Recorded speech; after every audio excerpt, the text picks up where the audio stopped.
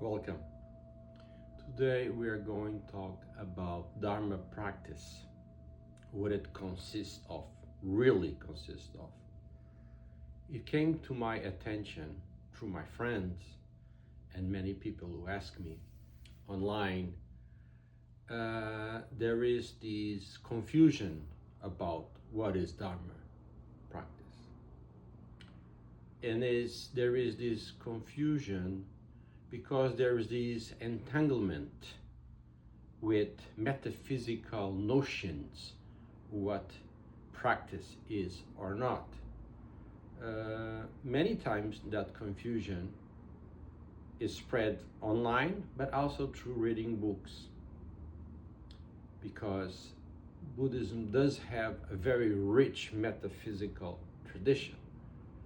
And so people get entangled in these very abstract concepts of what is Dharma practice. Dharma practice, it's very concise and basic. It is mentioned, that is, if you read any Buddhist book, they will talk about the Eightfold Path. Now, the Eightfold Path can be furthermore resumed into three elements. And these three elements are what many scholars and experts call the motor of transformation. I personally prefer the term that I came up with, that is the engine of transformation. I think it's a little bit of an upgrade, a positive upgrade for our days. What do you think? So this engine of transformation is made of three elements, okay? And I'm going to say what those elements are. First, I will mention them, the words, the terms in the original language, Pali. That is the language that was spoken by Buddha and his disciples. Pali, by the way, is a sacred language. It became a sacred language because it's the language of the scriptures, of the Buddhist scriptures. It is a language that is very similar, is actually, you could say it is a cousin language of Sanskrit. That is also considered another sacred language. It is also the language of many scriptures, Buddhist and Hindus. So the terms in Pali, so I will say the names in Pali, and then I will translate into English, okay? So these three elements are samadhi, meditation, sila, ethics, and panya, knowledge / wisdom. They're both connected. So we have meditation, ethics, and knowledge, wisdom. These three elements are the foundations of Buddhism practice and Buddhism itself. They are the three foundations, and they go together. So Dharma practice is applying these three elements together in your life. They work a little bit like a tripod of a camera. I actually happen to have one here.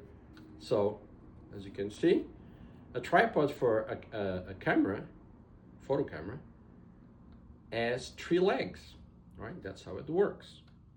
That's how it is maintained in the floor. And this one is, here you go.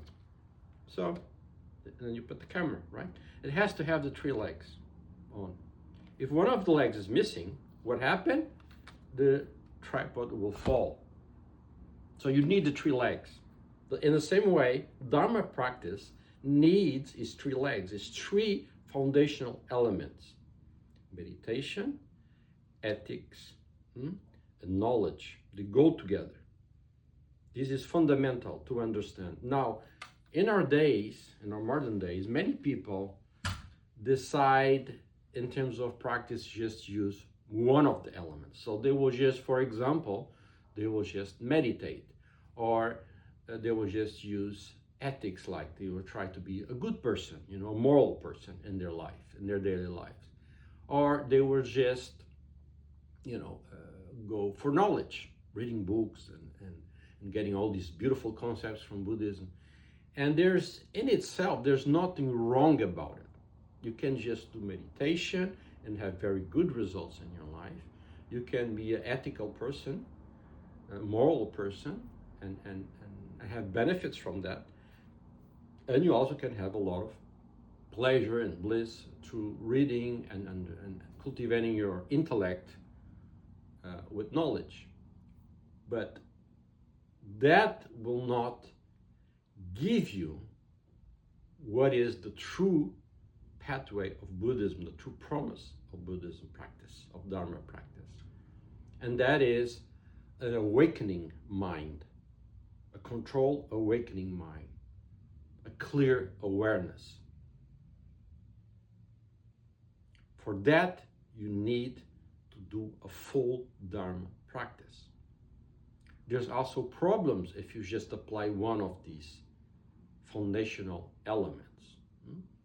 If you just meditate without ethics and knowledge, you may arise in your experience through meditation, beautiful experience, blissful experience, but also very deep dives into consciousness that then you don't understand what is going on. They have an impact on your mind and your life, and you don't understand exactly what's happening because you lack the knowledge.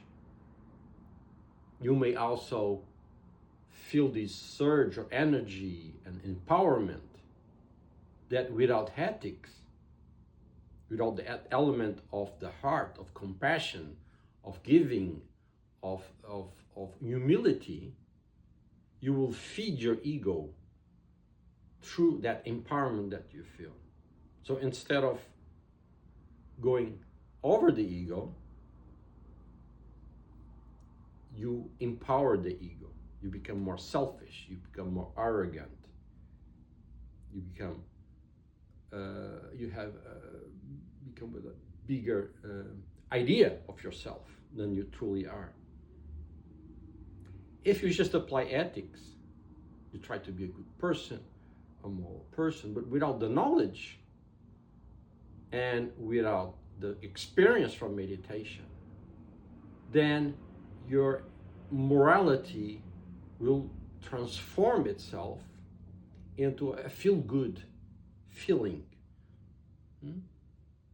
You'll have this very superficial understanding of what true compassion is, what true morality is, true ethics.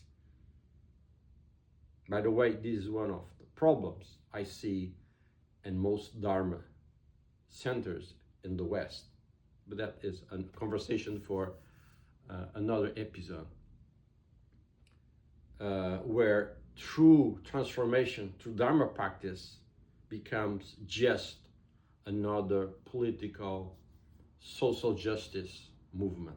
That's not what Buddhism is. If you just go for knowledge, reading books and absorbing concepts without ethics and without meditation, that direct experience of clear awareness, then it just becomes a very abstract construction in your intellect. Your intellect will feel very good, very empowered, but it's just ideas, it's just concepts. You do not have that direct experience, that peace that you have through meditation and the application of ethics in your daily life. These are the dangers of just using one of the elements and not the other two. You need the three of them in order to have this engine of transformation. So when you apply the three of one, when you focus on that, the practice as it should be done, then you will start to see your life changing. You will see a transformation in yourself. You will see the rising of clear awareness in your daily life. Little by little, in the beginning, but then with the commitment to the practice, it will increase. Okay? This is what needs to be done. We need to move away from what in many countries Buddhism has become. And I'm not here criticizing the beautiful traditional traditions of Buddhism, and every country that has a tradition already, like in Asian countries, they should follow their own tradition. That's not what I'm saying. It's more on what Buddhism has become overall. We have to move away from superstition. We have to move away from those layers of cultural levels that were added to Buddhism that really doesn't go to the essence of the Dharma practice. We have to move away from all of that.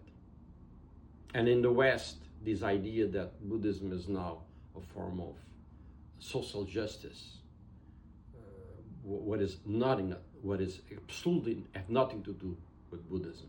Buddhism is about liberation.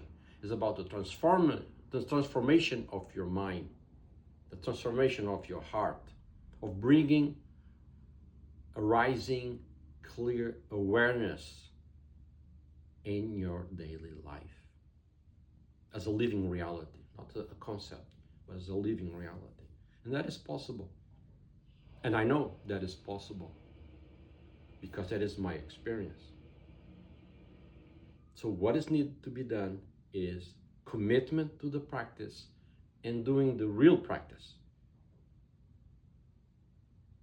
The one that was conceived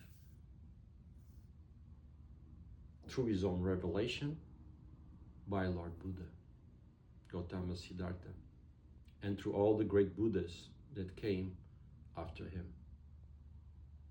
So this is my appeal to all of you listening to me, is go to the practice, go to the essence of Buddhism, that is the engine, the practice of the engine of transformation. So thank you very much. I hope you like this episode. Please like and comment. Share with your friends. It helps in this mission of ours of bringing the Dharma to this modern world who truly needs it.